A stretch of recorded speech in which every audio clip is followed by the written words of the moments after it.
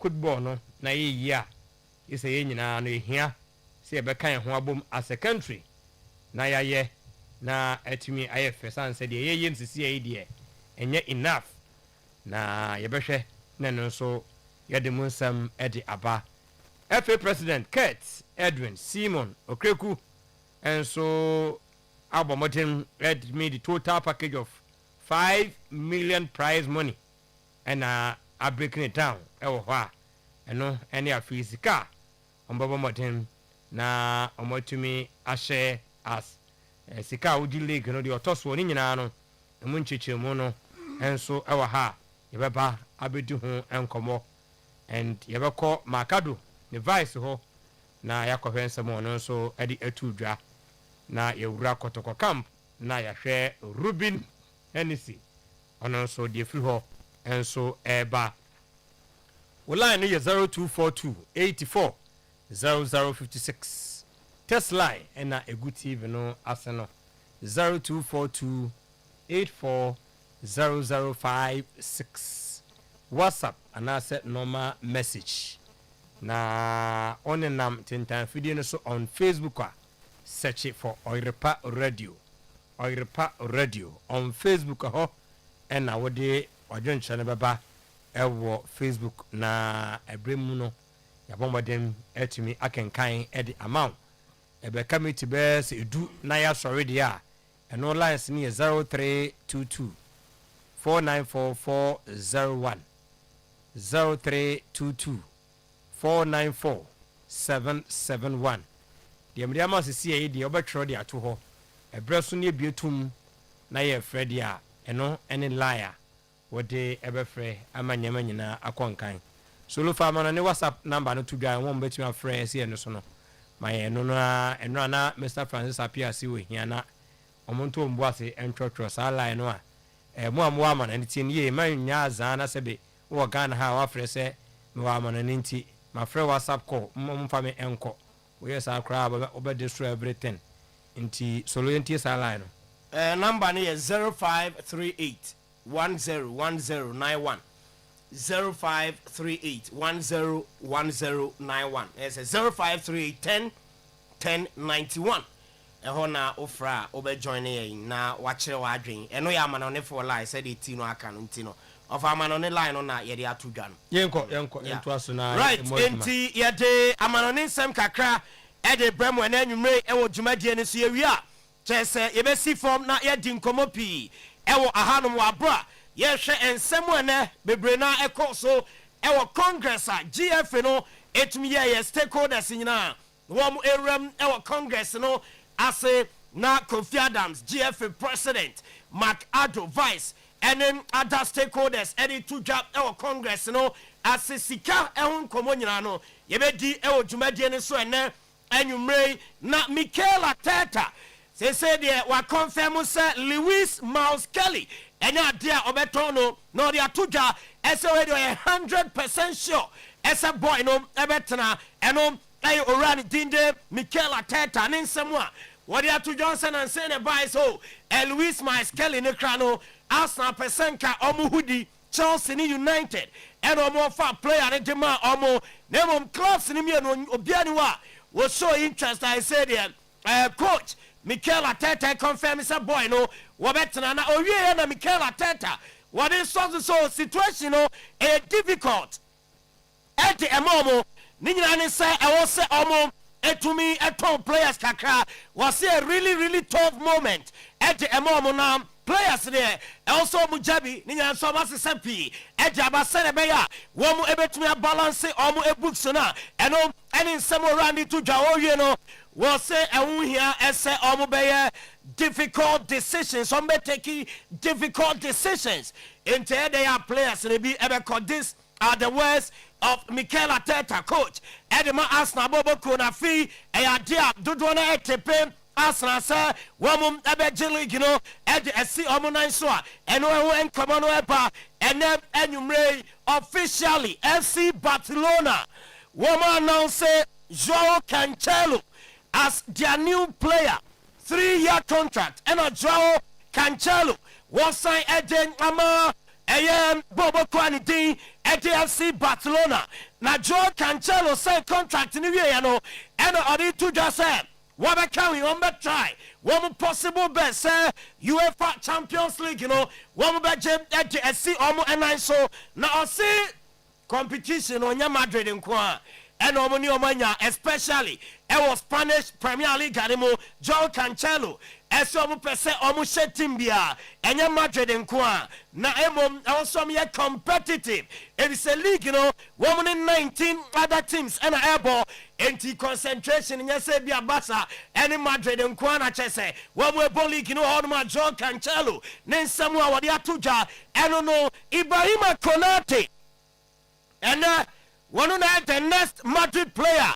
Ya presenting area chef fans, na makasa when a private ceremony and a crosso our Madrid day one na Moreno and na Bernardo Silva and na Ibrahima Konate or China new players in the Bako Wabaya the presentation and no actually no a crosso of Madrid I say him playing na Konate just like other players Konate say players party or say since I was young I always dreamed of playing for this amazing club. Today I'm just in a dream. I'm very happy to be here. I'm here to fight and give everything I have. Obiaba club move fra Osio Bisa Nani Swatinu no any summer ball at Yamasa football club and Ubina Ibrahima Konate ka was your no Oyaketekete and a Madrid dream no audition teams home. When you know the ball at Yama Madrid Tinaniati SM Negaya Swabem at the Amano and Daya Konate Ninsamoa Wadim Atuja Mami Fan Tuja say Inter Milan. They said the Curtis Jones do no and Rana Yajima said 30 million pounds plus 5 add-ons. Na Yasinte Abuki Yami had much now and a German Curtis Jones and so about flyer be PM Italy no about any medicals at Jama into Yano was signing contracts at the Ama Inter Milan. One more team now Curtis Jones so dear Eba and you may and no na over Wayno Kelsey AOBS so be FIFA executive committee no now the two just said there's a 79% chance as a 2030 World Cup even moving from 48 to 64 clubs and no dear Kelsey area tuja na sa Kelsey wo din komo e de fa FIFA ho na sa ye hu kakra so 2030 e Morocco Spain and Portugal yebenya other countries are free South America to say Uruguay mo one be hosti games no maku bi ewo almost say na no hotel so na no dey ya say comfort here to adoso ya see FIFA fa gene SM one dey ko 64 na official announcement by the end of the year na FIFA e dey atoja no reporter every Kelsey na say ya ba ya tema mo ewo so no eso Aston Villa say Fikayo Tomori Serubina Mori Esion Pena one more Aston Villa omope one more now may replace it as Konsa wabra Konsa so echo Arsenal Bobo Konima and we latest if we were ever Maximiliano Allegri and was say Rasmus Højlund obeso man 20 goals afia and as a seasoner Yebe Ramuno or GDS Højlund etimi man Napoli 20 goals one ebetumi ajinkruwa ewo Italia Serie ni Coppa Italia one betumi ajeje SC 119 so no and Samoa eba ewo Maxi Allegri one so say one Rasmus Højlund our ball Edman Napoli one ebobo kono Joko and was still controversy kakra ewo TNT Sports so a pundit at the momo na Joko na di to just whole city Premier League gomu bamui woman am back door and a buyer so be a conspire obi and obi I say ni disqualify obi and one fair children and panya wa be qualify no crump so be waste time our whole city woman punditry job into against Man United Saturday early kick off Joko say obedum ne phone cry on pese TNT mpanyin for be friends so Hull City ne man you wo duty nti bra na ha be keka match no so se nkrofo no wo call relegation dada o se nya de a wo mo ba be bobo papa bia e wo EP on mu nto ha ne ho cry ese Hull City bo game a one wo be call akoye panditry job enso e wo mo game a Joko ne nsamo de ato dwa man nkrofo bebre na asha se edi ensem no e wen koma yes ye di bi ma e wo dwumadie ne so ene anyway better a Belmont Belmont a non-alcoholic malt drink a very original na onomua otese a smooth creamier and I feel so very refreshing at the pa na Belmont I am a kase alcohol nim on dwumadie bia odi bia no odi bi kwase a awo no ebepe omani ebeje papa Belmont ope bebrato from 0544335900 and a 0544335800 Holy mosquito spray and quell ekum tontom no mawda and a kronkron and tontom how wa branajo wo koda wa breda enti enano ehun hia pa enya tontom nko a mo wanketo anyina wo fie no Holy mosquito spray and quell ekum omo ra edum depot bebre ho provision shop supermarket ebi wo ho dewa 03220 37623 the Holy mosquito spray and quell no it be perfect skin and body therapy pimples beko stretch marks beko nen so ben kotwa tattoo ebe free skin no any area body slimming flat tummy body enlargement and a face stomach reduction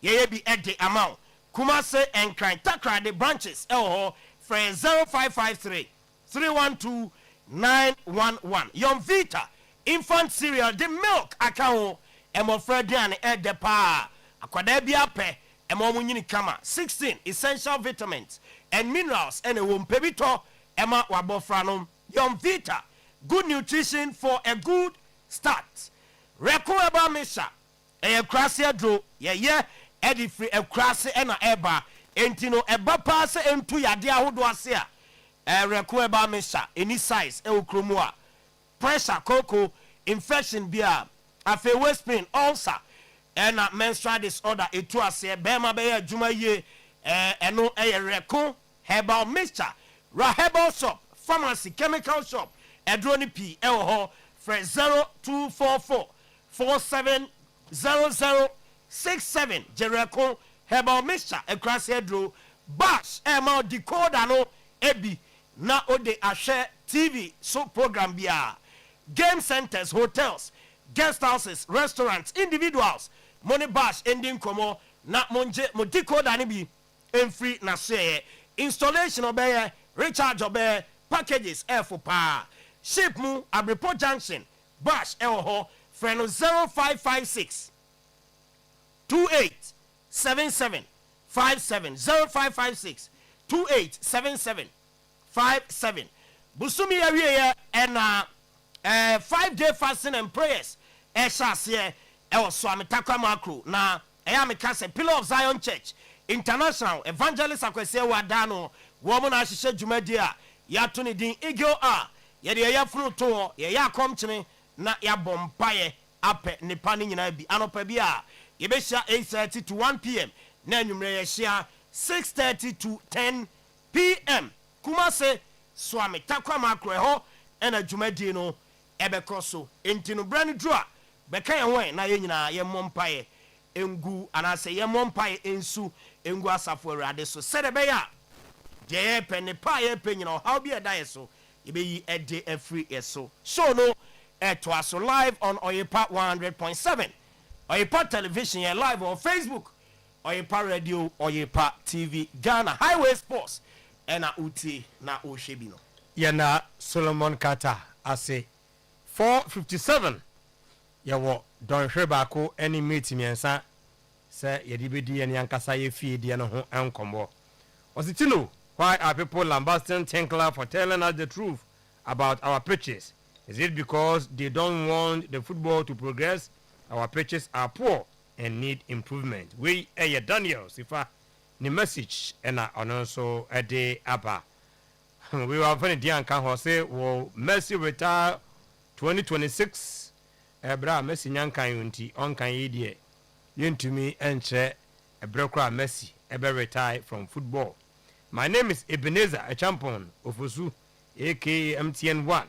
While this season the English FA internationally set Chelsea matches on Monday. If we are not formed like we play first match with Man U. We in Sawam Udiama. Okay, Ebenezer in Sawam. Nedia and so no. Okay, radio say hi over chiaye. Nti yenso yaje so ho enomo na me share from Facebook na yento aso mfan free ho. Osi Benji mfensi sewua osi Yao Pedro will break that curse in Chelsea number 9 this season. Okay. Benji the message no. Yao sebe ewo amekum ahimfie. Watching the show live from Gospel Oak Brethren Salum Kanda Sports near Kanda Sports Amekum. I say more updates on Kotoko transfers. Please, greetings to Openi OP. Okay, Ejoso Atia, the Hope City Ho, and na ordinary and so free at the airba and ne enumere. Good. I share on yen WhatsApp na minim nim free hona yen twaso emfa emfree ha enom. Good. I say good evening. Ofa, please. My name is Akwesi Bontof. Watching the show live from Asante Mampong, New Daman. I say please just mark my words. No matter what Barca will do and the signings, they will still Real Madrid. Oh yeah, mum treman in your day. They will win another day. Okay, I'm friends. So we didn't bantiana for our message, you know. Munaho. Was good evening. Ghanaians don't want Ghana football to progress. That's why they are lambasting Tenkla. Okay, Daniel Sifa, I think say what the any kind akaintino. Mama yemfa enunsi ho na first batch of messages no ye koba na yerediaka no aba abeto aso ewo ho enomotino or say we ye boy chas the FA should hand over the Premier League trophy to Arsenal. Please send my greetings to Madam Esther Yeboah, Farman Presbyterian Primary School. Okay, German South ho no di freba. I say Joel from Oxford, Usu Boaten, UK, and also Adriania or Mr. Francis Apia. So now Ghana League is competing with the English League. Okay. Zikov Mohammed, I have monitored their so-called Congress, waiting to hear the good news about the headline sponsor, the GPL, but nothing to Ketokriku and co-hosts are killing our league. Allah. Yeah, Isana. Okay. Zikov. Nedia. And yeah, Yantaya swing. Na yeni Congress and Koma Zikov. We say UTB and Nano. Yes, you are Trenima. Ye monitor the Ecosunina. Na Yonko Soka Cranian She. Kosunya Hohuanwa. Edenia. Bemana Kwaba. Na Hohuano so Abamodin. Ede na kwanswa de ede atudwa nti ye sports and recreation minister honorable Kofi Idi Adams ena ede tudwa e congress no ase se o se Premier League clubs no ya adwen se e players ni ye market omu yie na enoka ho ni betima attract fans no na stadium o matumi aba yentie samwa honorable ede tudwa. A new Ghana Premier League season is about to start. Who exactly are we asking Ghanaians to come and watch? Who are we asking Ghanaians to come and watch? When Club A comes against Club B, when Club C comes against D, when E comes against M, who are we asking Ghanaians to come and watch? Who is the star? Who is the player every child is talking about? Whose jersey do young supporters want to buy? Who is the personality on the billboard? Who? There was a time when Charles Taylor was an attraction. Adelaide Dombote was an attraction. Ishmelado was an attraction. Stephen Odro was an attraction. Supporters knew the characters of the league. They were heroes. The rivalries was deep, and the personalities, as I've mentioned, could be identified. Today, there's much media presence than maybe we had. There are many other platforms we could use to do this. But who are they? Where are they? Why are we hiding them? Or we have not been able to produce them? But we still have talented players. I dare say we have them today. But maybe we are failing to deliberately create stars because we have them. And that is where I'm looking at us and also our partners, especially the media, what we do. We don't expect anybody to come and create them for us. We have to create them. So that partnership is not just between the GFA and sponsors and maybe GFA and government, but it is between us, amongst us, the various units, to be able to work assiduously, even as we have the rivalries, to work intentionally to be able to create these stars, because it will help the system. It should not be that because the star being created, the star that is being created is in Voradep, and it means that Voradep will, so let's work to drop it down. No, it will not help the system. Club rivalry does not mean we should not work intentionally to create the stars that keeps sports and football development along, that builds the interest of local support base. We have to be intentional. We complain that Ghanaians do not attend local football, but supporters do not owe football their money. No, they don't. Our league is competing with the English Premier League, the Championship League, TikTok, streaming platforms, gaming, and every other form of entertainment available on the mobile phone. They are competing with all these platforms. So don't think you are alone. That is why you must do things to attract.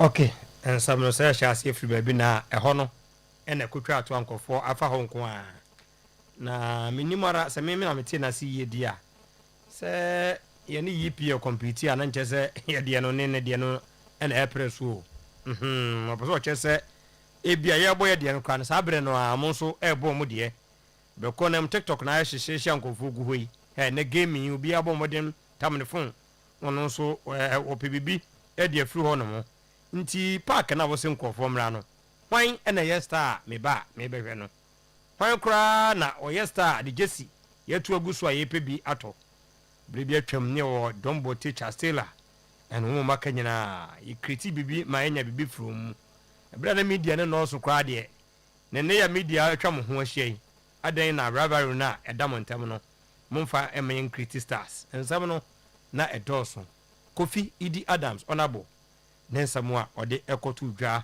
ewo 32nd GFA Congress na se ena mede amawo no yenko yanim na yenkotie ebra ode etu dwa se osi enya comprehensive rebuilding edeme Ghana football no ena beboa ama yetumi enya maximum worth enya talent nso ewo. There's a lot of things coming up with the GPL, you know.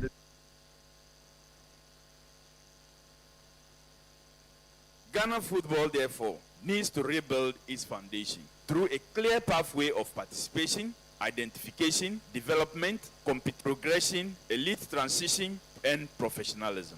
Every stage must have standards, data, and qualified people, and, of course, key amongst it, accountability. And this matters because... Okay, yeah, say Ibenya Neneno, Ede Amamo Namoti, and Samoa. Sports and Recreation Minister Honorable Kofi Idi Adams ede tosu emienu ewo 32nd GFA Congress ane etimi eba so no yenko ina yehwese eno aye ready a yenko tie de no so ode etosu sanse odidi yese kwan bia ebefa so bia no o se nya comprehensive rebuilding ede ma yene ankase Ghana football no na country na o se ye more na yetumi enya word for talent. Ghana football, therefore, needs to rebuild its foundation through a clear pathway of... Yanko Edwin, Kurt, Simon, Okrekuho, na Yanko Tie, and Samoa, Kurt GFA president enso ede etudwa na de din kan kra no abusuafo afi yentie sika omotwa ede ato ho no mo de obagye club bia nsampo na obeboabo aho no sika ubenya uwie pa de obagye de obeto mienu miensa ena 9 de omonso ebenya as prize money yentie GFA president ewo congress na se. The new era of investment in the domestic game. This year, our concentration is investment and investment and investment in the domestic game. One of the defining milestones of the period under review has been the unprecedented level of financial investment made in our domestic game on all fronts. From coast level to regional division 1 to women's Premier League to national division 1 to the GPL. For the first time in the history of the Ghanaian game, we secured and delivered a transformational package of financial support backed by the support of government for our clubs in the Premier League. An achievement that truly reflects our unwavering commitment to strengthening the foundations of football. Through our landmark partnership with Adisa Productions, each of the 18 Premier League clubs received $1 million Ghana cedis before the start of the 2025-2026 football season. This was a bold statement of intent to empower our clubs, improve their financial stability, and create the conditions for necessary growth and competitiveness. Our commitment to rewarding excellence has been equally historic. In fulfillment of our pledge, the champions of the 2025-2026 Ghana Premier League will receive a record 2 million Ghana cedis in prize money. The runners-up will receive 1 million Ghana cedis, the third place club 800,000 cedis, and the fourth place club will take home 750,000 Ghana cedis. This year, for the season beginning 2026-2027, each of the GPL clubs would receive 1 million Ghana cedis each again. The winner of the GPL will take home 3 million Ghana cedis this year. Total, we're going to pay 9.5 million in prize money for the just ended GPL season. Our partnership with Adesa Limited has ushered in a new era for football broadcasting in Ghana, enhancing the production quality, reach, and visibility of our competitions. Although there remains scope for further innovation and improvement, the progress achieved so far has been remarkable and provides a solid foundation for the continued growth of our football. 9.5 million will be paid. 9.5 million total. Big down, no? And Ebusia.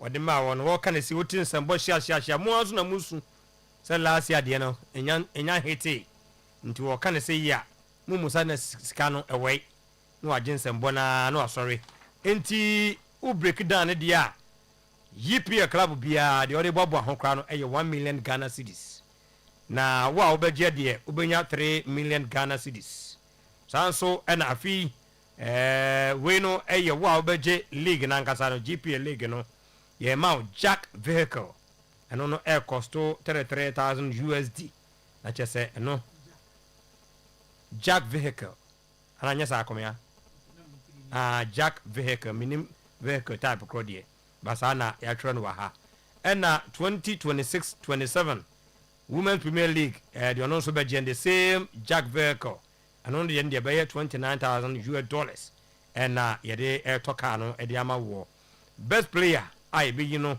we in league no afi no e be nya $5,000 na ye call best women's league Premier League oba so no so ye be you know so sahima no e be nya the same amount which is $5,000 GPL coach of the season also be nya the same amount $5,000 na women's Premier League coach also afi dia ye bobo no e be you no the same amount $5,000 Women's Premier League coach of the season, yes, Maka, and best domestic blaster player. Said Enka Benjamin Asare Koye you frana ko amode mbono kon kanya $38,000. Not just and also the amount Division 1 league clubs and also ubi abamodin enya support package and also a year 16.24 million any bema war and also bibiano elho mo. Each Women's Premier League club receive $100,000 na ibetresi kadi ya two national team players no we no benefit from 4 year and I see saying Okay, and also your $200,000 na kyɛ sɛ ɛno nso yɛ adeɛ a ɛnɛ Edwin Simon Okriku Kets ɛde ɛto dwa ɛwɔ Congress no ase yɛntie baaka doɛ ɔsɛ sɛ deɛ Ghana football no ebi a wo sopa no a wonim nea woka ayɛ akɔnɔ a na wɔn marketing team no dwumadi ɔmu die ne nti no ama sɛ deɛ more sponsorship package ɛna ɛbɔ pono mu a ɛnkyɛ Ghana fo bɛhunu bi. There's a lot of things coming up with the GPL. You notice that for the first time, each club receives even like 1 million CDs before the league starts. That's unheard of. Comes with production. Last year we produced about 68 live games and hundreds of other delayed games. But overall, I think the marketing department in the FA continue to work all the time. And as more sponsors come in, we will definitely make sure. I mean, GPL is our best product, so we have to also make sure that we have the right fit in terms of the right sponsor. But I can tell you for a fact that part of the work that we are doing now in terms of even the media rights and then the other TV stations that we're picking up is quite substantial. So even though we may not necessarily have like a headline sponsor, but there are other work that's going on there that we will see the benefits that the teams are currently enjoying. So I'm not going to stand here and tell you that we have one tomorrow, but I can tell you for a fact that work continues every day in trying to find the right sponsor and the right fit for the GPL. Vice at the Ghana Football Association, Makado, and Akasadia fa sponsorship and Namkwemu Eba and so on. Na Muvia, na Yura Asante Camp. Nanka minim sɛ ntifunu wanka pejafo we de ntifu anye ya pejafo nso anye yie kotokɔyɛ sɛ ɔmo pɛ Ruben Hennessy aba abɛhyɛ inusa na ne de no so ofili ye no. Okay, good. Na de ba no sɛ Yakubu no ɔkɔyɛ no Ruben nso ba ya the same yade no ana akye no ne nyina ne sɛ ɔno nso afili medical examination a kotokɔ ɛkɔyɛ de ma no no ɛno and reporter yeti edi efri enkran ene team no egu ahomeje omo ya no pa no me ya dumu akosiada omo touch down e wo Kumase na omo ababo omo ho na Democracy Cup eno so omo ni House of Folk abono e wo Baba Yara Sports Stadium danger yankasai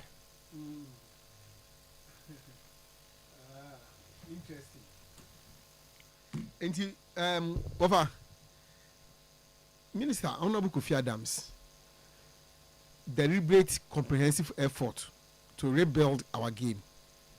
So it is somewhat an admittance, say the game has fallen down. I hear rebuilding.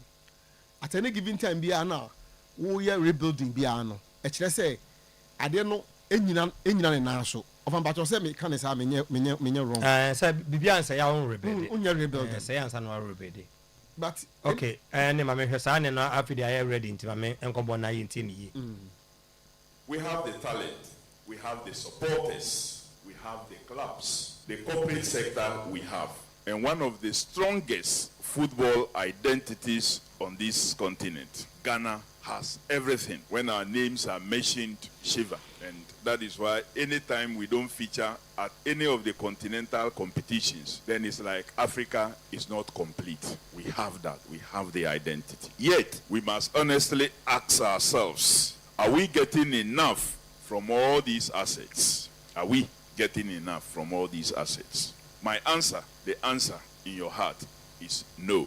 At some point, we must accept that Ghana football requires rebuilding. This is not to say we are not. We have done so much, and I have on countless occasions engaged with Mr. President on a number of things that we are doing. But we haven't hit there, so we cannot stop because we had the identity, we had the name, so we must get back there. That fear of Ghana when it comes to football, we must get to that point again. We need to continue. We are lifting the water We haven't placed it on our heads yet, so we can't worry. We haven't concluded. We can't start clapping until we stabilize the water on our head. We do not have the hands to clap. That is the state we find ourselves. Not another scattered competition, workshop, or programs that exist beautifully on paper but cannot be seen in the development of the player, the strength of the club, or the connection with the supporter. We need a deliberate rebuild, and that rebuild must not be left only on the shoulders of the management, but all of us, the units, the departments I've mentioned, including the media that reports these minimal successes that we chalk all the time. Honorable, I know the arm waiting for you football and people.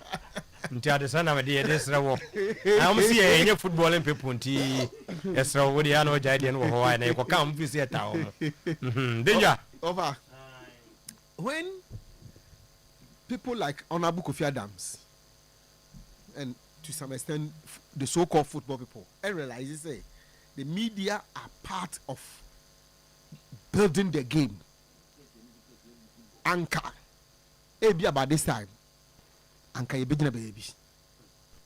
But the Okoye or Kasembi or say Usha Nomana is beautiful on paper.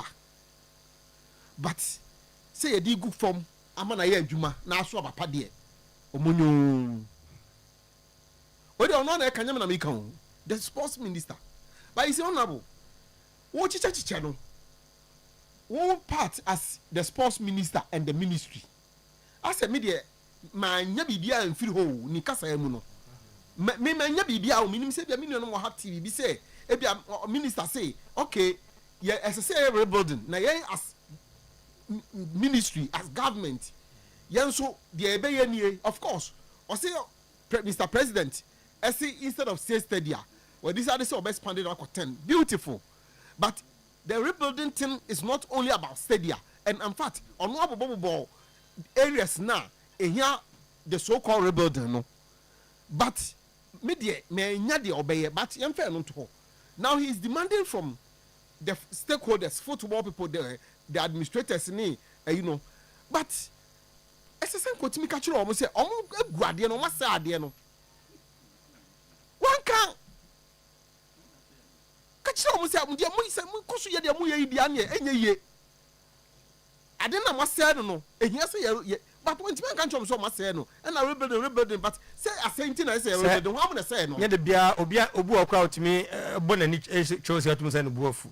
Ninkasa Rutia, Yamania also convulsions of Rochers are the name. And yet, the father said, Bia, who's one cast about for good or your passports or some count. Oh, do I just be one cancel? I can't be a Chilenica. But they do not. Yet, Jana Waja to say, I don't know, at all from Timo. Such a neck almost say, I don't know, and yet, after who we are, though I want to say, you know, I say, Convention about first position, yes, here, and if you see because I see as I send on no canoe. Also, when you saw the word deliberate, as I say, you shut that as boy a trimu po say, Adiano, I say, nay, by ye. Nothing, I don't know, say, I dare say, now would decide this over ya. So, who call or how my name wouldn't me say. Na wie no ni pebu ho ekomodo na wo de yekro no say na wie no ni pebu ho woni so ade hu na de so ni so no wo ba achieve a ho na deliberate part ni ba mu no enti enye deliberate say we are say deliberate no e kire say say ye pa ye hu na de bibi because clearly uti honorable minister na onya abote na wo breaking in some no can down wa jatum say ye bo no enye osinka ye ko ba bi ne boga na din a that's no fear no what I say or see bim kran kese kede ahopopo ba ana se kede ahopopo ba ba nai no yentimi nkobi ye kososo a enye yie hwe offer me chance upon story bi oh one na me discuss na Nigeria for no say free Tuesday call omugu Nigeria FNU ade mai de so mo call e man tournament no e ma wo you know Afcon no anko ye ntino mu good Nigeria FNU e man Afcon no e man Afcon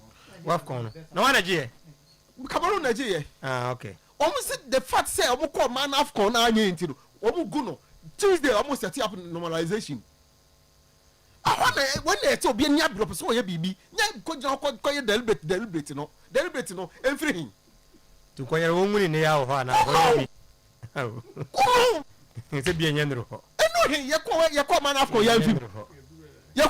yan film Nigeria film wo mu go afi no ya so be no go no neat this Nigeria for mo go no wo si Tuesday wo mo announce normalization eno crampo nipa bi ebo mu dia bo nkofo so mo mpene wo mu hia mu miami wa wo nipa amadu picnic and a picnic wo mo si masa janche yempa wo mo ko ka se FIFA ati ase wo ma ka Clementino ati ase wo ma ka cap for ati ase se nkofo no mo tena ho na ye board no nye wo mo gu no edu ba bi a ne gu no ofa Go Stars Eji League no omunya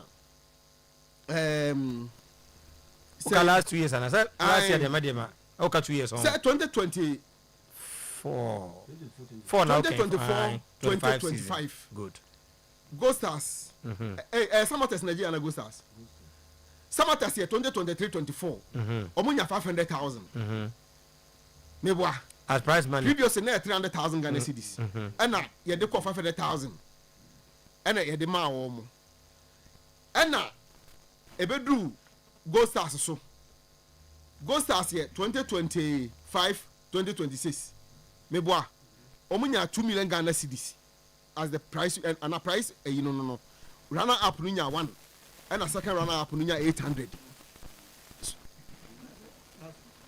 me dem dey na me kan 2025-2026 aha me dem dey no enti say yes enei ye dey akọ 3 million a e che say ye dey one abeka ho anka me say dey nkeye ka say oh na why sika dey say dey mfa ho di ho ayeso mutua kan say dey keye say we a football club now we hu na wo gi ade wo nyanie ba ofa we e drop in the ocean wo dey hwe kotoko recruitment na omo ye no foreign folk kakra ya so mo hese ska omo de ko me wa foreign folk kakra ya say 5 bi so omo be ahwe aska we ya emphasis kotoko na league na price money nko akọ aka de o de be fa ka akọ de things we be trouble smart all other things enti ye sre efe no wo ma ye da se bi mra biem but omo nyire omo ho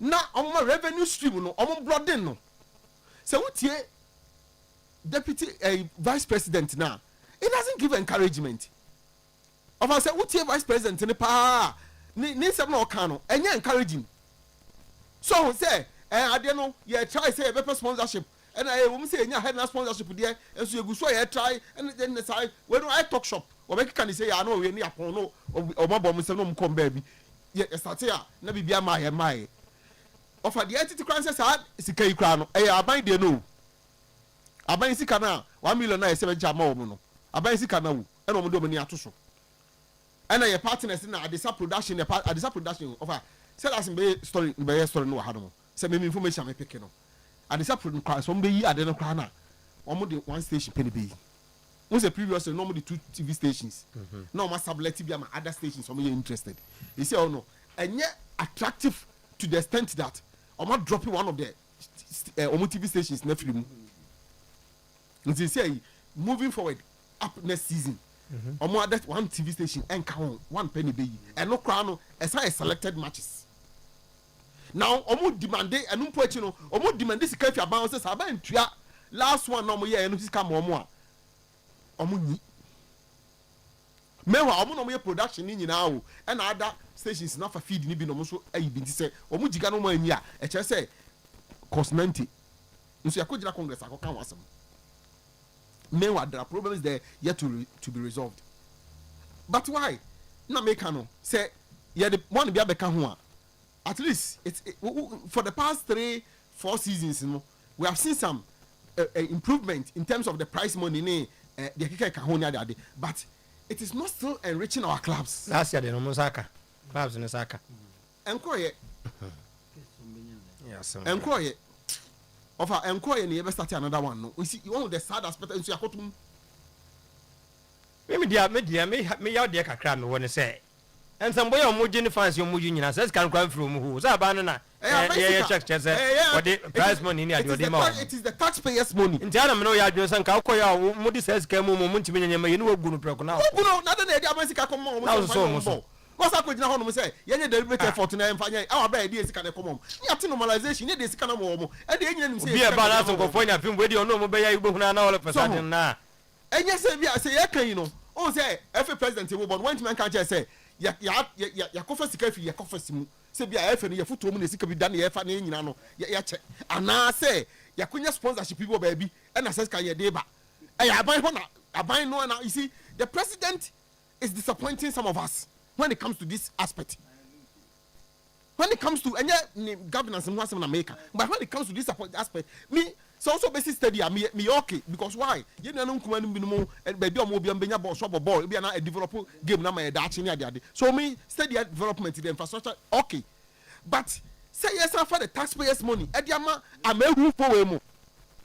Say omo emfanya omo league omo football club. What for? Na ya sa ko fasika na ekutu ama a private TV station. So on so enko yi ball no benefit from it. Mr. President, I beg to differ. Your Excellency, I beg to differ. With all due respect, I beg to differ.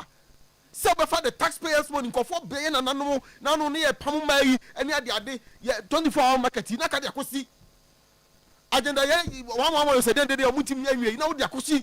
Na boy and your mammy no go crossing that na boy. I will be proud, I will be happy with you on that than say one fire sika dey come private clubs. We dey come Ghana Football Association we am some na we football pop na e omo dia omo obi anka bi. Tina minim sports minister nya adwen say yes of us ma we kan no say yes and for dey be ka ho no. Ye nya den.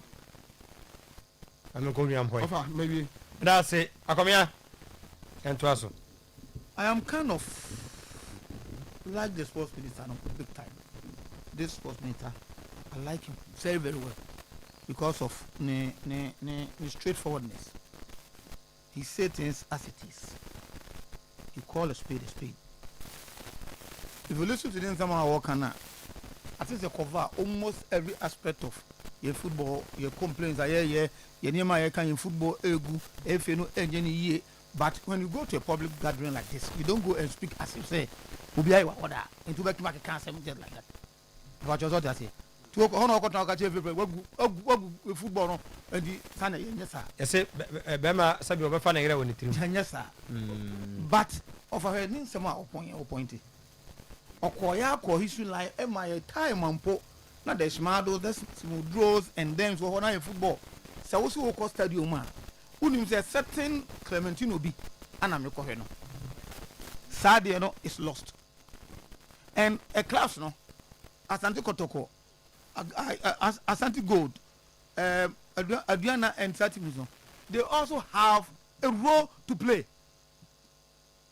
Abide there ebini say obetimia create an environment sika kakra ba into sika omo benya no it's from the government and e call mo ba ofa yen clubs etete ho na omo twa bet twa esa yen football no somebody must tell them. Scanning more, you better betcha. I don't know if I cry, but I say, or what now, if you know, at me, up a sponsorship, each club, 10 billion. Ghana league, no, I stand to be corrected. But say, or what Timania, your friend say, sponsorship, you see, a cha. Each club, 10 billion. Can you kind of 1 million Ghana a month in year, 10 billion. Over your sports journalism, kakra what to be that your league your boy am a club wa beg no who 30 billion that last season they had 20 billion by Ebeko but what to be that so ni na ye way aban betimi aboa na waboa but once I saw boa Sas can also the last time Busa say e better now forever for I can speak to the SSA happen of a future assembly. Me feel like yeah mom what you say was nanka wo election be can say yeah yan chere ni pon how am call sunu mo am ko yi fish no dance de bia no ko yi fish ne de abre no e mo ya kwadwiro sometimes your mouth kwan e ma you obi o serious a what imagine as a platform no so now they are building because be at that time baby now what you are in a gutter now what former be adding to raise you but abano ewo etimpo say or per se football a cost of go football is also a business. Football is a business. Say football when it's planned well offer a good number of your youth efa ho e discover you today there are some more giants any the Makelesians are who say sika for no football and na aban no episode show the way but aduma no wa say ye ka efe no road to play no individual clubs e won road to play also asa ye ka na akwa se club no to mba bi say efe no kwa na kwa yaduma wo mo na efe no say efe no kura akoye na say efe no nyakaka de ba wo club no it be host on you. So we be making sure we be creating a business environment and are attractive for sponsorship to come on board. And I don't want to believe say other countries, not all the big leagues now in the Premier League and those sika umnya sponsors we no kwa show. Other clubs no enso kwa am first omoye. And the clubs will road to play. By en clubs no other say the square pegs akoya round holes. It's your football people ana omo jeje fans omo nya adwuma so omo ye laziness or bia incompetency and ama omo ntimi en raise omo class no because so sure of a look at yan 18 Premier League clubs take off Kotoko has so for bia media manu mai well others no the way I must struggle 10 million ye be san wi na omo to no omo afi am start ye ne baby a emwo ye in football no. Because they are not doing a lot to attract local businesses in their communities to come on board. Local businesses. The local businesses at Obuasi and its environs no, want to get closer to Ashanti Gold. That's all. Doma and Kasanka. They in clubs no, they are not doing things to make it attractive for local businesses to come on board or they have to pay a role to play. That is why you will not blame the minister for saying making deliberate effort to raise young football. How many times Nayan can say we endowed a lot of talents? Talents are there, but we need to nurture them. So how do you do it? Of course, so me free say the minister no entuma kokan ye no. Say young clubs na kwatra ho. Omo de no be interested is ka ombenya no. So omo fan in good faith. Omo adwuma ye to bring up club to that level na say ba no emre bi na meka say aban emma your local football sika menya because you got your point not pharmaceutical companies that meant emma sika to expand their businesses and do a lot of supply and do a lot of production for Ghanaians. The aban ma Ghanaian football teams sika enya out of order enya out of place and also economy no ho erunti no se nya ne say meaning say abanya iska we on ma tobinku e ma ns chemist no and obe one expansion etomu product e was raw by your football can we say same to them? That's the problem. Your football clubs can we say to them no mo kona ne ma emfa enkoso emma your football no na omo follow. So we want to see that, but I think to increase the prize money to 3 million Ghana cedis is a plus. Let's commend them. If they can do it, it's commendable. Captain Akomia Sechim Dase, Starboy Paloma, say, or true charmer, who boy, you my show. Zach, Tino, okay. My problem, my power with the course or a pram on them. Yes. I've seen now Obuboso Sika ye to tomb. My own Samia Minia Penny Danger Man crash. Oh, nka a bit more anka very good. Go from 2 million to 3 million. Nka 1 million abeka home. A fine and all those things. Bonim.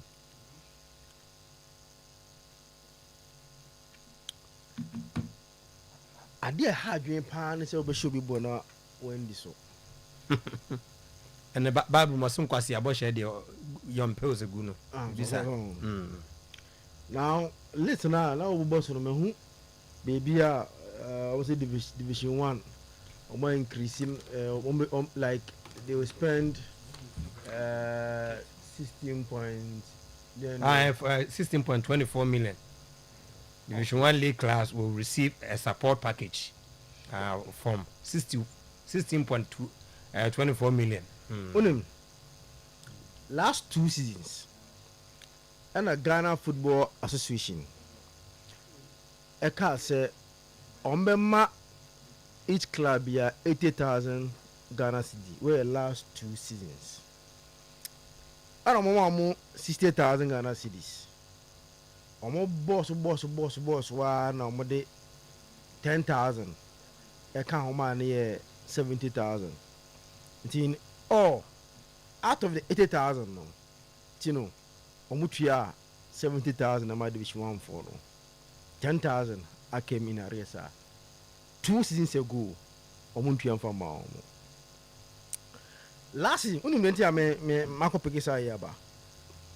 Last season and I'm call Congress.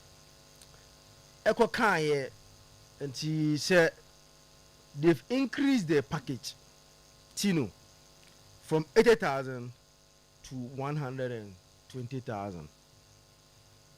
Mekai Mankofo Bomabaso Pa, the my idea. But Tino, just mind will be more 80,000. No, pick you from 80,000 to 120,000. Your bomber basso sa. Last season, you know, my division 1 class on 60,000. And I the outcome 60,000. Until all the 10,000 now I come last 2 seasons, you know. Ebe can one now 70,000. Omuntian for my division 1 clubs, you know. Until when I see Division 1 clubs to then increase, will receive a support package of then 16 point then million now. If I'm a Division 1 club, only my problem. I wanted to see the video now. I'm calling Facebook time all bubble ways on how was the reaction of those clubs and I'm telling you. Knowing say I feel you need scarce the ball. You 70,000 in Tian for Mam. And yes, how said it? Increasing the money. And see, it's a problem. When Adia Unni, but because of open public endorsement, any you know, one Bishop boss said, memo, meanwhile, so no, and no credit. That is one area I think say. Division 1 clubs or no. But you see, they are quiet. Today, 70,000 Ghana cedi. Many of these Division 1 clubs. To see I am Division 1 class to 70,000. Yeah, they are 70,000 in the last 2 seasons. Just imagine. What I mean, question. Oh, sir, the months of Congress, I want to be. I can face her. Second face, or be quite a just imagine second face to a panty. See, Mutu now 70,000 become some more. Minting for being an example, but making visit the area because only a fee as a. Just imagine so confess to see I 70,000 I become monster to start preparation for the new season. A junk be doom a diama can face a four. Eti Bobby and I'm 20 years as a shop bonk I can see account be a Tino Minister of Sports and Recreation. In said, may I fee say my name in speech, you know, some well written and they been mean the almost man on one such and so it was needless because a mufa and okay. Oh, many times a view as I see some well written spot on some so maybe a view how was one needless because it raises a lot of scrutiny against him. unse baby a for example okay say oh nansen league why no okwa kwhwe no league be start you dey ya tia say obian bo player fi say we die ukwa stadium yi o baby am why wow tim bien no champagne do kuma say this year said no kan you na anya sana said na me the ball pass no bi no okay league ya kwa kubo isi say tia o de obia say mediamo say samate so kotoko house. There's no team currently in Ghana here. Obekwa the stadium. Na why it was wow. No, say bi ni ho. What na why say ukotena sa no so kofi. Which is affecting the league. You understand? It's affecting it because previously no. Say has able Chroma. A DJ out the corner because there are certain exceptional players that you are going to get. You are going to watch same as Kotoko. Even if Vessel and Ash Goldfish Munya had those players in their squad.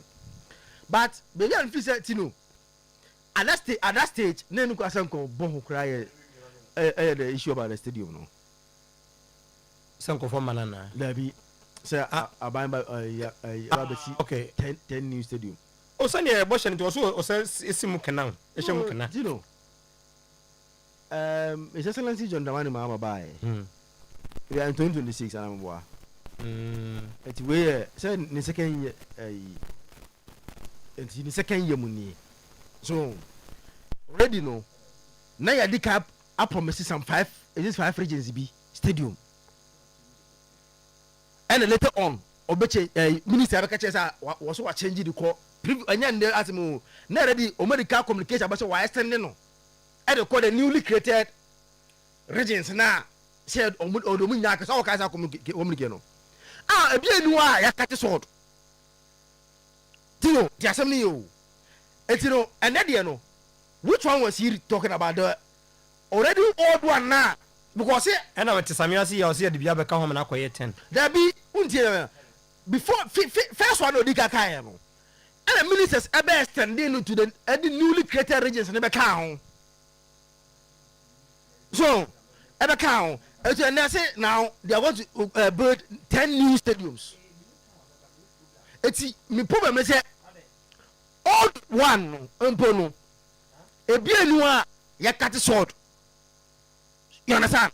A bien noir ya cut sword umpo for everyone to start. It's uses how you need to join the uses an affair go for pulu old Ediaba because usanka at least bakum pass at only again my problem. And yet you mini stadium. And yet Ghana ya mini stadium here. At least minute 10 no. Una come from Bompona fancy one FIFA standard stadium. I bet you host to all international games for Ghana. Mini stadium yana no be mini stadium no. Etinka obe minia. Abranka say mini. Oye kwa ayi nana ayi honum no. Kotoko e fancy kwan nana ayi. Oh.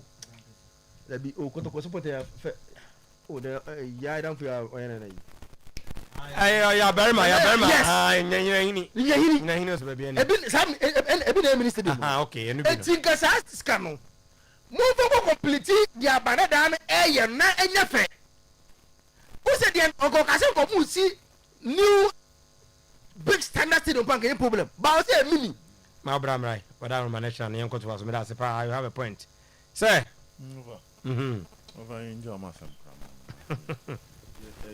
nothing come back about class mentality. Okay. Nah, I can confirm it to you, sir. Mediama Justice for Africa Babidu. Had to folk the Swaba. Kotoko dia. Has a THB on. Yeah, THB. Okay. Kotoko su THB. Me come more under THB. Okay. Ababidu Ghana. You see the Nina. THB so more market in power. Yeah. Ninyina Babi drew Ghana. And they will distribute it to the clubs by the end of this weekend. I can confirm it to you, sir. Mama clubs ninsa. And our clubs ne ntade na aba ninyina Babi go mo warehouse of mobile distribution. From the people had their concerns said we are not just his nature. I hear maybe a medium Africa or baby over a bit do non entirely shima baby issue, but and Alabama the good news is jackets or mobile in case we were to coin in Subi to the Nancy, which one of the Kotoko videos are. And so almost training our crown in suit to almost share and come no meaning be available over Omode Baby Diomujuma. Now, as I can none and I will can't THB, you know, and then your delay, you know. Over this is what I'm picking. Clubs, no, there are 3 forms of contractor on between a kits manufacturing company assigned. Also, my first contract with Asante Kotokono. Of us, Obeshana a year. Omo nebe ton tade na de amakotoko. Anombe manufacturing tade na amakotoko. No ma ton replica jesi no. Atom one kasomo cost. So for mo ton 10 or musica, but na percentage kakrabe kokotoko be nso sa. That was the first plan omo year. But of a good news, everybody see, and especially to the supporters, they see in replica no. Ne ton ni THB in semu bio. Send your Kotokodia now, okay? And yeah, Yakakra, so say a new season starting no money on shops. I cry in Kumasi, I will bring a beer toya.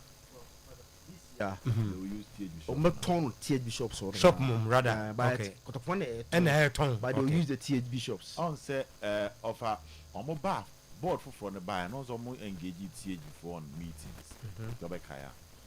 Na meetings nibi no almost changing conditions nibi contracts na board no IMC and THB assign and their board no going forward THB nyanta de anymore. Then they will buy a certain amount of replica, then they will sell it at Omankasa omo promotion and more kind be on the strategy be on the use be on the tomb be on the bay. Also replica to sell the car area name ombro dear ombro ne mount no. But you are supposed to buy a certain amount of replica JC. To be count say how score ombro phone can share the home kruma that some beton JC. Because a hundred and your massive. One on your sign a partnership agreement. The entire amount. Now what to a certain amount of replica. Now walk out ton. In the old tona and young faswa. Wow dear. So tona a kaba wow dear. And of us you would do small swap who could trace scammer company no. Oh, but my percentage. No amount tardier no. No amount replica JC, no about beton. Until Biana send any tear. The THB the end the first scene I could contrace Kabia. But I feed the end the Ebani is a Kotoko paid for the replica JC. And THB Emma Kotoko or Montadiano. Until therefore, Kotoko now has the power to determine the price of the replica JC. Unlike IMC in the timer, and I'm so no amount to never the price of the replica JC. Jova. They made TN say a likely say a few no got contadia no besheno. Replica Jason ne born a bit lower than last season, dear. Your supporters in better tone. Yes. Last season, I say 2.5 for close to a feed year. Ne born a beba form. Kakra. Because the first in the non or 2 penny in fast war. But you got conabit may decide to meet my baby can not test. No, you promo, Ninian agent Akotokona and Kasa. And that is the news coming in from the THB in Tide. Of a delay in a day, would team Common say, time I know me back and forth war contract in a honor. Board nearby, you know. Once I'm signing a contract with the IMC around November, December. And the plan behind almost signing November, December was that. Also, if I would get signing in Tema more time, Eddie Chanta, the Bantam. But when the board nearby, and now quite to say, I have winning film, I have on function, you be meeting there, you be meet to a china. It's not some put you in Tardini on hold. Number 2, they say Kotoko control most of the things, including promotion. It's be sure Kotoko for now promotional strategy. In designs no Kotoko concept. THB cannot release the designs unless Kotoko. To Kotoko now they be decided if we releasing the design. So if I na chairman se Kotoko crown officially, I'm for designer. Omo eba besheno emba bonten which is expected sending you from the democracy cup ni twam wia of next week in attention about democracy cup no so pa into be about democracy. So after the democracy cup they would release some of these designs, they will proceed to make announcements regards to Ntade no Mbeshe, and even the cost involved. That time I say about Duru Kotkofo na Nkasa Aswe. But what I know is it's about Duru Ghana of how the container nyoma ne ba. I feel about sorting ne o nyoma ketin. So for those who are asking of a sanity, no over news kakra bi on Ruben Hennessy. Me sure say over Ochina bi ebenya abotre wuramu pa. It is looking like one had deal number so. Bibiba. So I had deal no Ruben Hennessy deal no to Kotokono. It's on the verge of collapsing. Based on certain reasons be. Na most amount for su bisa na Caleb Mankwane Salif Ibrahim Biano. Over it looks like Chenkla no only problem with what recommend the player. But what's my mouth quine? Or my quine. Name the say the no base the jina go pramaso. Until we come and say was soften the stance and also no I just say Ghana ha no buy no nim players no. To over ka player trainer na so you be oji wudia. But you have permission, but the condition about town say message ni paneba. No be boni e na ehe. You say whether the person's performance is up to standard. You have said dan lad in Puajiatum. Now about Bigina Park so about the observation there. Na so we play for now so baby no when ya brese over team no person over body then is over. That's also ultimate ase na over. Now about the observation and it looks like some of the players are not ready for that. Until you bet me affect the but Ochina they measure say the beba, especially on Ruben Hennessy because news Ebano over is looking likely that the move is not happening. That's say Sir Obed. Harry, you can cry, but Kurt is going for the third term. Maza, Kurt call for fee for Harry no and capre into no dear go back. I hope I'm uncle fee for this season nanka home. I know dear. Aha, I hope uncle 12 times to cry young home. You see all this negative discussion, why the hate? Jerry appear, Sabi a time Kurt agenda day. And I feel for a town of Madi. I am pen of crack crown son can't born a so the government can dissolve the FA. Only FA president and his key officials are known members of the opposition party. We are Percy Ghana Abeku Nedia and no okay. I say please. So no one can take the GFA to court that we are collapsing it for the new people to take over. Abdul Wahab on the Ubusasa why the back grip mama or say how we don't need any new stadium because even our old ones don't qualify to host CAF category A games and Ponsa J and so I buy on board. Okay. Tino, GFA have not done any awards since the league ended. We don't know the best player we don't know the best player, defender, best coach. Okay. But they are rewarding Benjamin Asare for what he took per them. Okay. Mama yanko we so na ye fam course so kakra on 0322 494401 0322 494771. Said the no ye na we are no twene na wonu so ababi. Oh hey TV na wo dum no kra na akasa phone no. Hello, good evening. So we are getting that man. Getting that she crap na things. Getting no I crap na. Oh, Kasara, it's you. The first. Yes, she. About you. Yes, right. Crap. Yes, she. That's a point. I mean, I'm so point Nana. Who sees on your na. Hello, good evening. Yes, sir. Bajodin. With Robert, I'm a country. Could you grant I would attend to get none of the. You, Robbie, and quay. Nakakami Kenyan is it? A packet to clock at Uncle said, Some will be a friend in India. Or dress to our captains on my Abacati with Piso. Yet the man football be beer, we yellow football, Mubia, and Yadi Papa Bia for you. Yabolic, Swanza Soprano, Yetibi. Ghana football, Crown was a cat to grab at Loa, okay, be that. Never be a problem in Yano. I am the Makoto on the house and playing for no. Also, cat to one, I did be a Yano. Football Mubia and Yadi Papa. Ah. And that's it. Ibrahim Bakayoko, message for phone so ever. You call the next one now on switch now. So hello, good evening. Hello. Pachodano Kakawai. Okay, Lewis Osei from Tech Junction also message about. Hello, good evening. Hello, good evening. Yo, Sato. I'm saying, it's coach, you know, Maria and Isa Caravan, the Monda. Because though, whenever it's much play support of the stadium, the message no way. Okay, and so I say, Ike, your boy, also message, you know, about. Yeah, when you cut or cancel me. Oh, no, you're more for on the country be wrong woman, the new club of mobile chain. He said, "Send him away to tell him, send him a dear master." Oh, dear Clementino, or more promise here, or money. When they say 18